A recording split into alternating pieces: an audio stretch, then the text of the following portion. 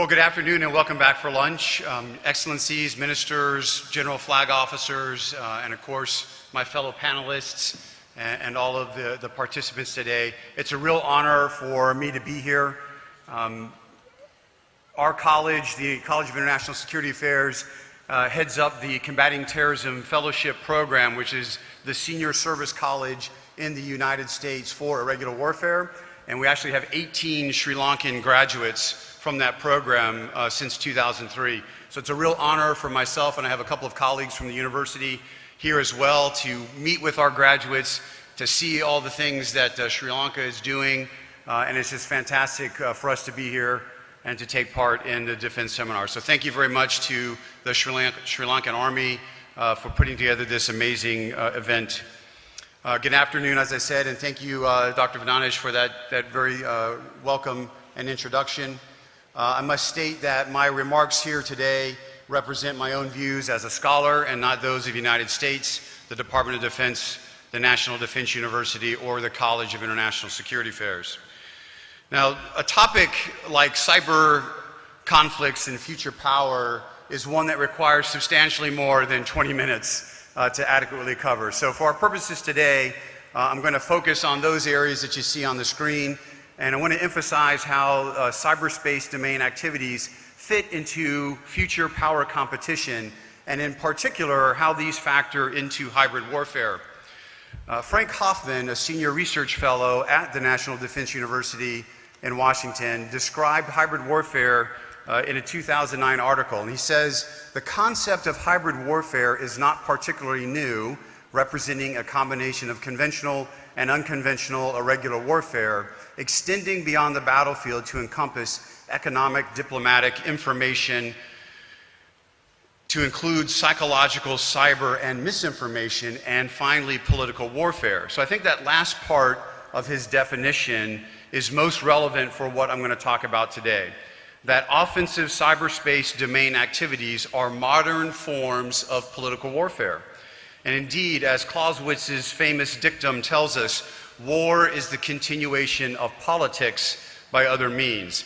And so too are offensive cyberspace actions. Ultimately, they are political in nature, and we have to understand them in that way.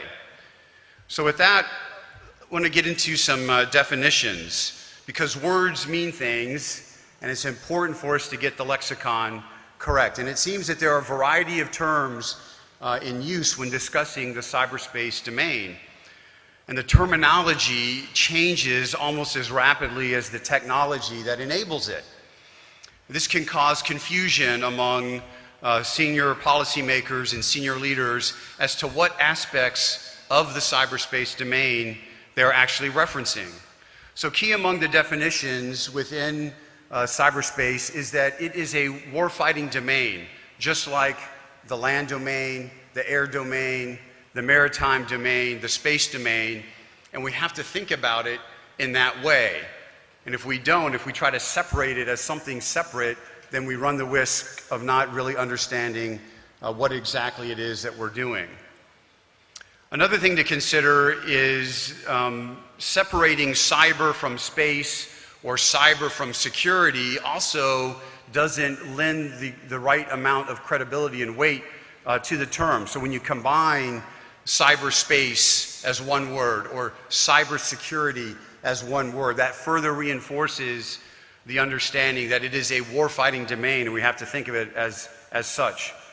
And then finally, we often confuse cyberspace and the internet with a capital I, or internet with a lowercase I, or even social media or intranet, and those are separate things. Cyberspace encompasses all of that to include industrial control systems, supervisory data acquisition, information technology, as well as the entirety of the internet and all the elements within it. And we have to think again in terms of cyberspace as that entire domain. Those not all synonymous with those other individual components.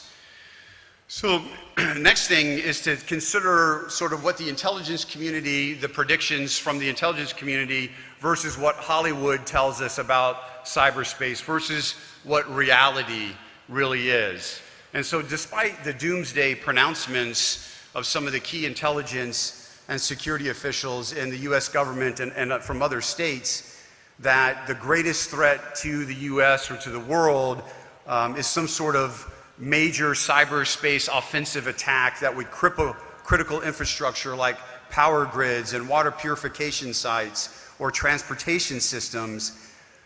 While the results of something like that would certainly be devastating, the risk of those occurring is relatively low.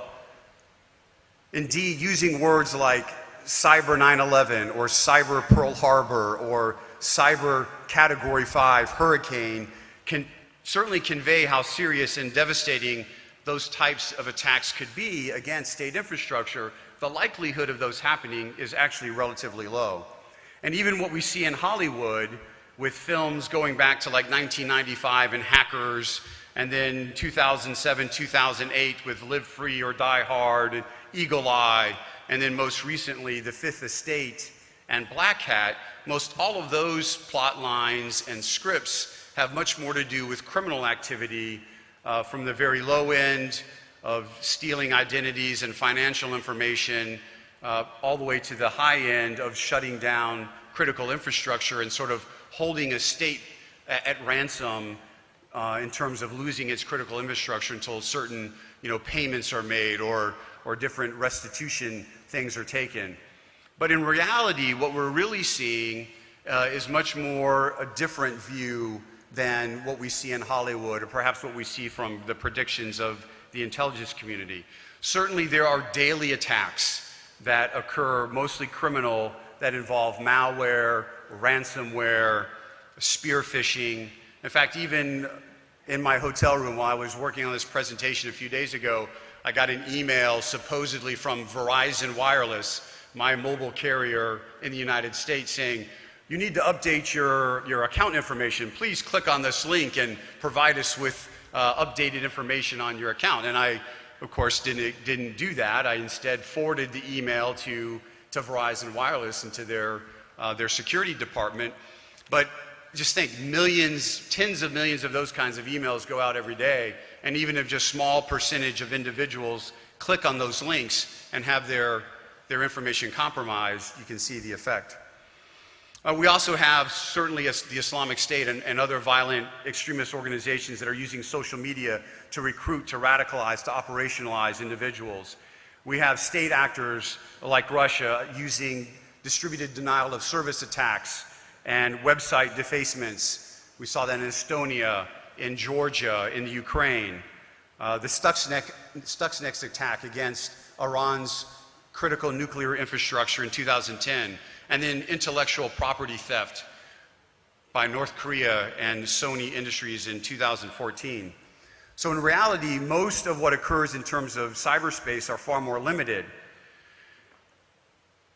And as I said, we need to consider sort of what happens in that regard before we can think about how to respond to them.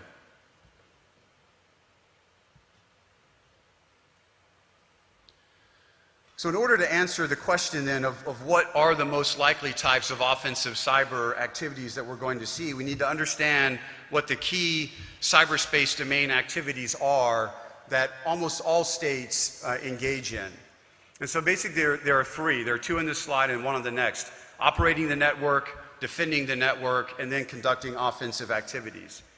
And so operating the network are just really those day-to-day activities to make sure that the network stays operational and is functioning properly. And one of the biggest threats to operating the network is actually the individual user on the network itself. Individuals click on links that they shouldn't click on, they engage in activities that they shouldn't be engaging in, they don't adhere to the policies and the procedures within their organization, and they in fact make the network vulnerable just by their day-to-day activities. Defending the network includes both active and passive measures, and much of what is done in the passive network operations for defense is actually done in operating the network. The active measures include those that are in terms of involving the immediate actions of when there is an attack, the forensic things that need to take place to understand who conducted the attack, how they were able to penetrate the network, and then corrective actions needed to repair, mitigate, and defend against future threats. The offensive domain activities, offensive actions that states undertake are important to understand, and in particular, states have to think about what are the second and third order effects. How is it that this one activity that they're going to engage in, what happens downstream? And there's a great potential for unintended consequences, in particular when attacking critical infrastructure. You don't know what happens afterwards and downstream from an attack on a water purification or hydroelectric or electric or transportation grids. Other things that states engage in, distributed denial of service attacks or DDoS, are very disruptive in nature and have to think about what happens as a result of those. And what is the purpose of that attack? Is it really to maintain influence? Is it to disrupt the power, the state that the attack is against? And then there's other forms of offensive targeting, like precision attacks for precision and precise effects. Much more degradation in nature. Military and industrial espionage are also other types of offensive attacks. What we're seeing more often, though, are propaganda, influence campaigns as part of political warfare. On the next slides, I'll be getting into more details of what that looks like. Part of understanding second and third order effects is where the release for offensive cyber operations is held at the state level. In the United States, up until just a few weeks ago, that was held at the National Command Authority or the presidential level, similar to how the US regards the release and use of nuclear weapons. But it's only been with the National Defense Authorization Act that just released, that President Trump just signed into law a few weeks ago, that now has been delegated down to cyberspace command level and for release and use of offensive cyber capabilities. And so that needs to be also considered. What are the potential second and third order effects of that? While it's certainly more useful to have and able to respond more quickly at the combatant command level, there are dangers that come into effect with that as well.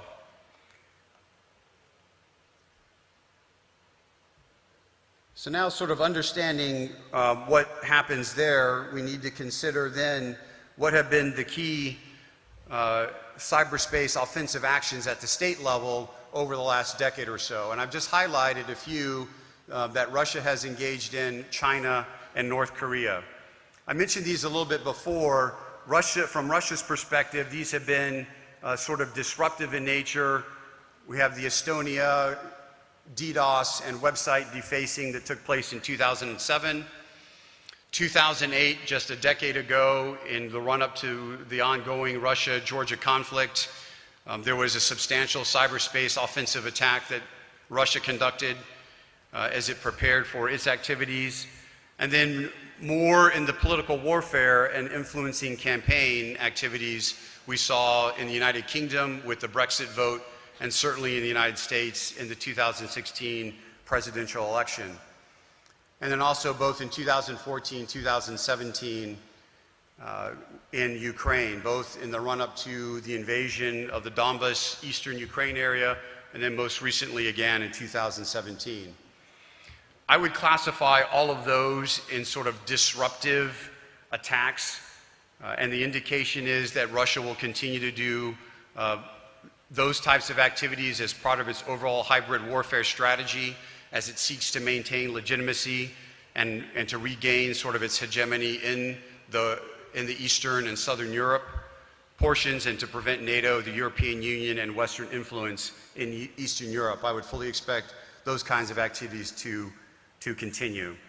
China, as more of a rising state power, I think will continue to engage primarily in military and industrial espionage in order to gain competitive advantage as it attempts to level the playing field with the United States and other Western powers.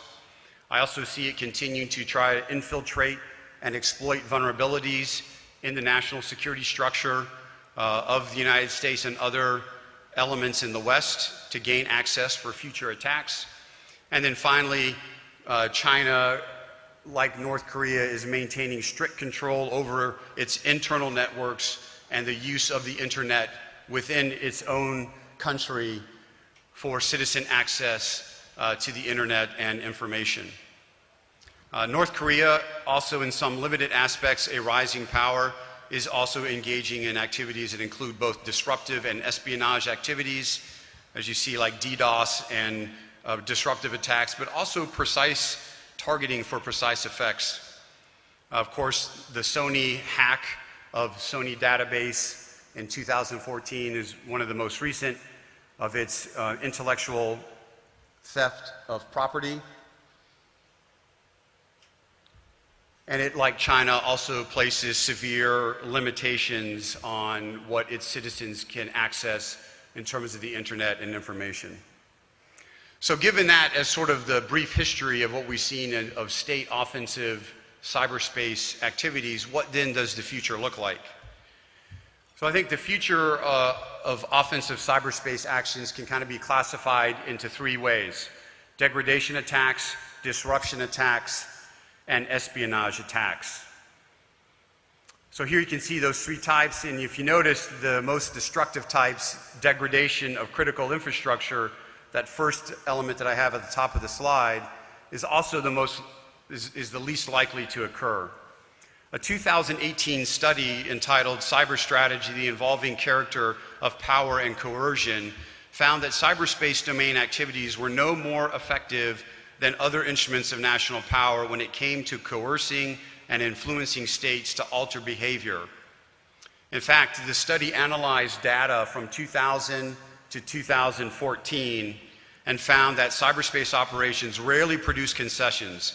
Indeed, despite its promise, the digital domain demonstrates that minimal coercive utility is in fact available within the cyberspace domain. What is much more likely are disruptive attacks to try to maintain influence and level the playing field, and espionage attacks to steal intellectual property to gain access to industrial and military secrets.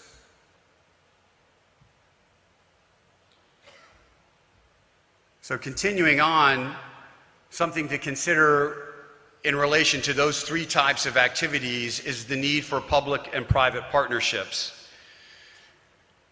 But there's an inherent tension in both what the public and the government is trying to do and what private, commercial, and industry is trying to accomplish. There's obviously a tension between security and corporate earnings. There's a tension between security and liberty. And there's also the tension between the need for government regulation and oversight versus the rapid pace of technological development. And it'll be a challenge for states to balance those needs for security and regulation and oversight, but at the same time to have free enterprise, liberty, and to keep pace with rapid technological development. Another challenge and competition between the public and the private space is that they're both competing for the same individuals that they need in order to conduct cyberspace activities, the whole gamut of operating the network, defending the network, and preparing as necessary for offensive activities. So we heard our previous panel talking about the brain drain. The same thing happens here. What happens when the state and the government can't maintain the individuals that it has, and they go to the private sector because they can make more money and have greater opportunity? And so there's a need then to balance education and training and the retention of those individuals, both in the government and in the private sector. And so just to sum up, as I'm about out of time, some conclusions to take away. Conflict in the cyberspace domain and future power competition requires a national strategy. Just like any other national challenge, you have to have a strategy in order to address it. Understanding the cyberspace domain environment is critical, both the state's own capabilities and strategies as well as the nature of the threat. It's important in order to properly develop a strategy for operating the network, defending the network, and preparing to conduct offensive actions. You have to then understand what is happening in your own space and in the threat space. And you, of course, have to develop ways supported with means in order to accomplish ends, the total being a strategy within an ends means ways construct. And then finally, strategies must include risk assessments and mitigations to fully account for the most likely and most dangerous threat and competition actions that take place in the cyberspace domain. Thank you for your time and attention. I look forward to your questions during the discussion period.